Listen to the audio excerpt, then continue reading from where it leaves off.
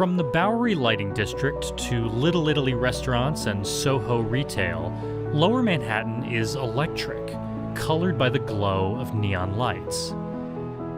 But as I would soon learn, neon gas is only half of this story.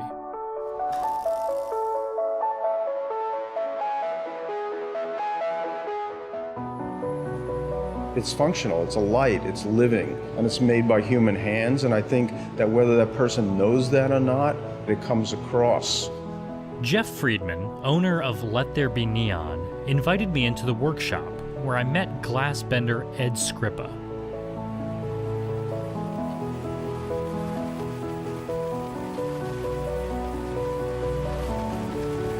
The glass bender will mark the area that they want to heat.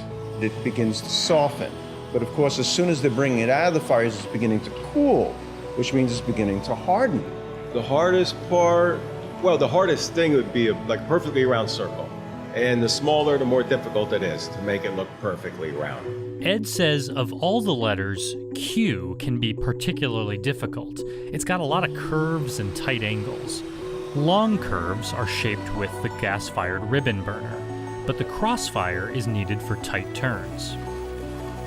There's maybe 4 or 5 different bends, and then you just do them in different combination, and it's a lot of practice to make things look right and make the glass strong. You'll notice he blows into the glass as it cools, which keeps the wall thickness even and makes these bends less likely to break. With a hand torch, Ed fuses glass sections together and secures the electrodes that will eventually power on this light.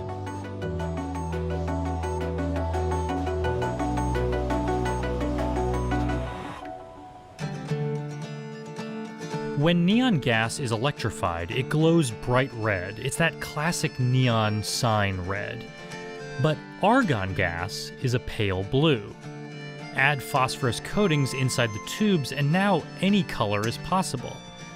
With so many tubes in his shop powered by argon, I asked Jeff why not rename the place Let There Be Argon. Well, we're considering it, now that you mentioned it. Right. Yeah. Whichever gas they inject into these tubes, it needs the right conditions. Low pressure, no impurities, and high voltage.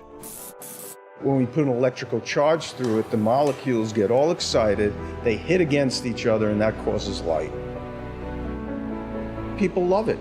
There's a reason why they love it. They love the look of it, and it's effective. Because you walk the streets of New York, and you're passing the same sign every day. And maybe one day that sign is turned off, and you're going to notice that it's turned off. You're officially emotionally attached to it. A relationship has developed.